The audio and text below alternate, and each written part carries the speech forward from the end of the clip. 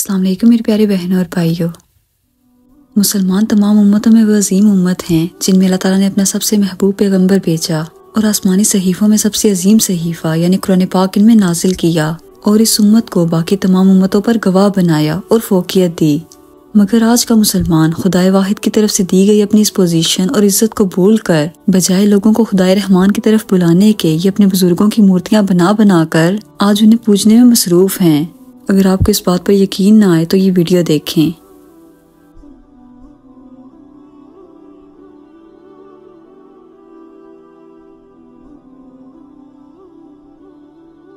ये इंडिया में एक मज़ार पर शेख अब्दुल कादिर जिलानी की मूर्ति बनाकर इसे दूध से गुस्ल दिया जा रहा है, बिल्कुल ऐसे ही जैसे हिंदू अपने खुदाओं की मूर्तियों के साथ करते हैं। उन्हें पानी और दूध से गुस्ल देते हैं, उन पर नजराने, चढ़ावे और चंदे लुटाते हैं। अब आप खुद सोचें दोस्तों, क्या ये हैं वो मुसलमान जिन्हें हजरत मोहम्मद सल्लल्लाहु अलैहि वसल्लम की उम्मत कहा जाए? बल्कि आज इनमें और हिंदुओं में फर्क करना मुश्किल हो गया है, और ये सब सिर्फ इन कुफरी अकायद की वजह से, जिनकी वजह से रसूल खुदा भी अपनी उम्मत के लिए फिक्रमंद थे।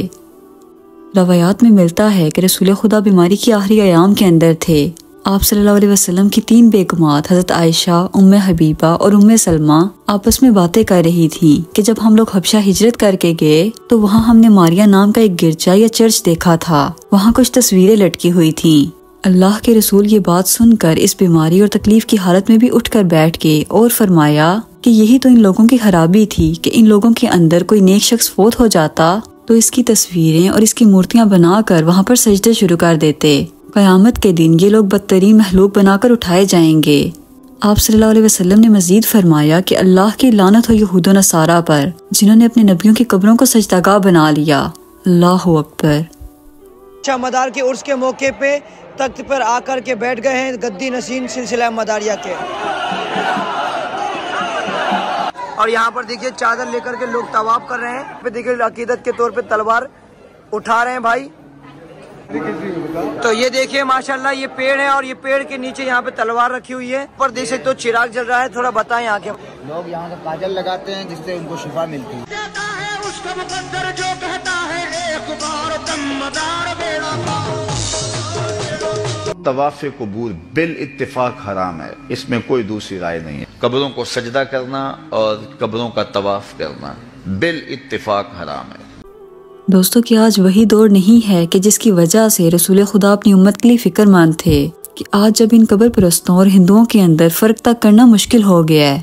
बातें वली जब तक जिंदा रहता है वो तब भी मदद करता है, जब कब्र में चला जाए अल्लाह की अता से तब भी करता है, लेकिन दुनिया में रह के वो मदद थोड़ी करता है, कब्र में जाके ज्यादा करता है।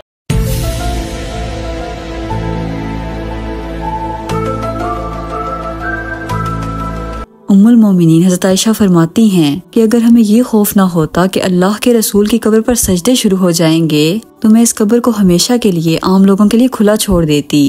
अब ये कौन सा शेर था जिसकी वजह से उम्मुल मोमिनीन इस उम्मत के लिए फिक्रमंद थी?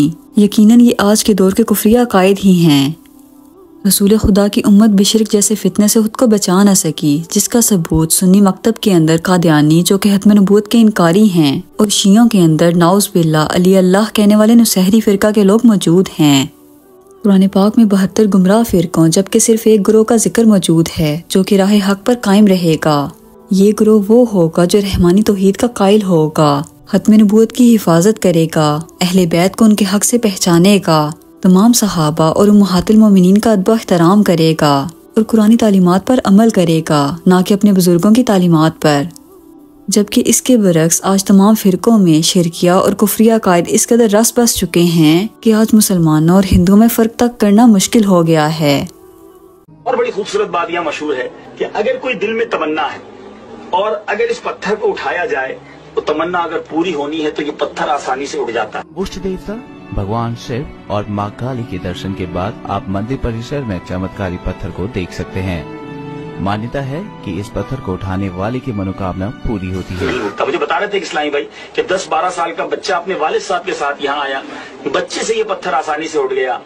अगर 11 बंदे इसके नीचे उंगली रखें और किसी भी अल्लाह के वली का जो है ना वो दिल में तसव्वुर करें तो ये उठ जाता है।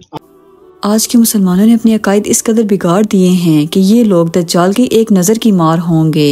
उसे इन लोगों को अपनी करामतें दिखाने की जरूरत ही नहीं पड़ेगी और ये लोग उसे बुजुर्ग कहकर उसके कदमों में गिर पड़ेंगे।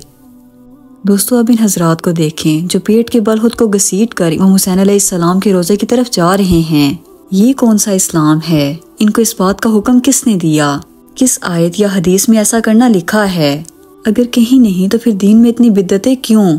आखिर कब हम मुसलमान अपनी आंखें खोलेंगे और इन कुफरी अकायद से खुद को निकालेंगे? अभी भी वक्त है कि हम अपना ईमान बचा लें और ये सिर्फ एक ही तरीके से मुमकिन है कि हम कुरान पाक को थाम लें, उसे तर्जुमे से पढ़ें, उसे समझें और उस पर अमल शुरू करें। अगर हम खुद को कुरान से दूर रखेंगे तो बेशक हम गुमराहियों के रास्ते पर चल पड़ेंगे। अल्लाह ताला हमें कुरान पाक पढ़ना, इसको समझना और इस पर अमल करना नसीब फरमाए और ऐसी बिद्दतों से हमारी हिफाजत फरमाए। आमीन। दोस्तों, मुझे उम्मीद है आज की वीडियो आपको काफ़ी इन्फॉर्मेटिव लगी होगी। अगर आपको वीडियो पसंद आई हो तो इसे अपने दोस्तों के साथ ज़रूर शेयर कीजिएगा और मेरे चैनल को सब्सक्राइब कीजिएगा।